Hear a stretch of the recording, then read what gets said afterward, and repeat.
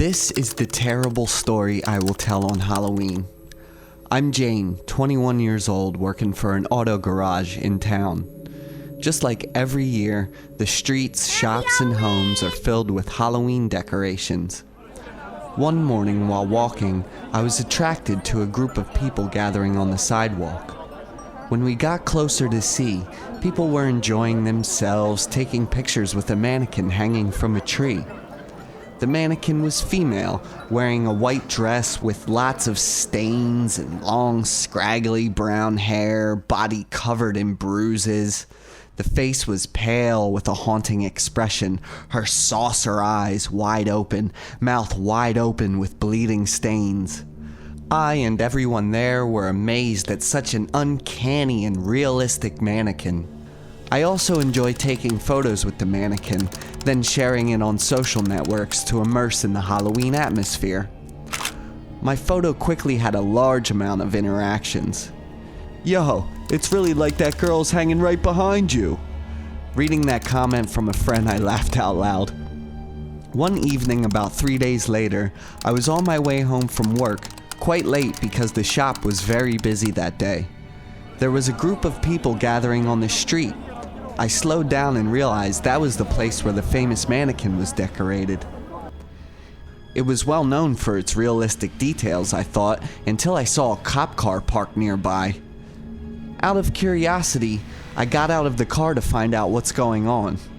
Trying to squeeze through the scene before my eyes was so terrifying that I immediately felt nauseous. The mannequin had her flesh torn and skin dangling and was now crawling with maggots, and a terrible stench arose. Its face was also much paler and seemed to be puffing out. "Oh my God, that's a real person, not a Halloween decoration!" The people standing around started talking to each other. Immediately I shivered, a cold running down my spine. The police are blocking the scene and asking everyone to disperse to make it easier for the coroners to investigate. I returned home haunted by that woman's appearance. Looking back at the photo, I realized I was taking a photo with a hanging corpse. She was looking at me as if she knew I was looking at her through the phone. The creepy smile was full of blood. The eyes were full of pain and hatred. I was startled and zoomed in on the photo to look closely. That creepy smile has since disappeared. I hastily deleted the photo and tried to do chores around the house to not think about it anymore.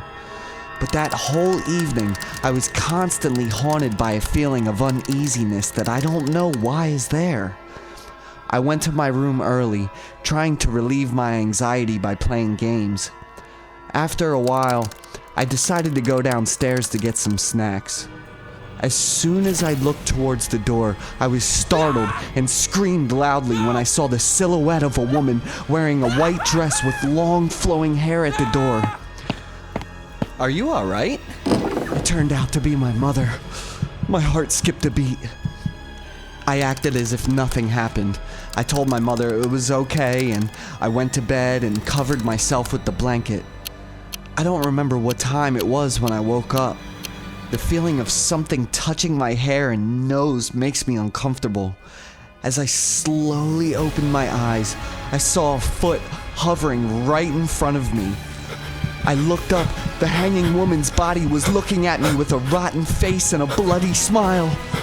I was so scared that I couldn't open my mouth or move. Suddenly, the body's head fell right in front of me. That smile and eyes right before my eyes. I jolted from my bed with all my strength, eyes still closed shut, screamed my lungs out. I ran down to the living room. The loud scream woke everyone in my home up. The whole night my parents were with me because I was so panicked. 2 days later, the town news reported on the incident that the decorative mannequin on the street was actually the corpse of a hanged woman. The girl's identity was discovered. Her name was Hannah, 20 years old.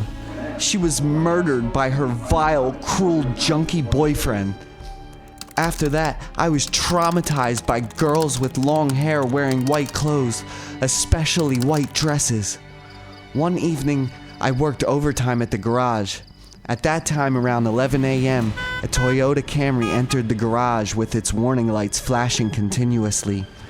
I ran out to find the situation. Stepping out of the car was a girl with long hair, wearing a white dress that covered most of her legs. She didn't look at me, but was still bending down to get something from the car. I started to feel nervous. I asked her what help she needed. She said there was a problem with her car's brakes, causing her to almost have an accident, and she wanted me to check it for her. She stood up straight and looked at me, the face that I knew too well. She smiled and introduced herself as Hannah.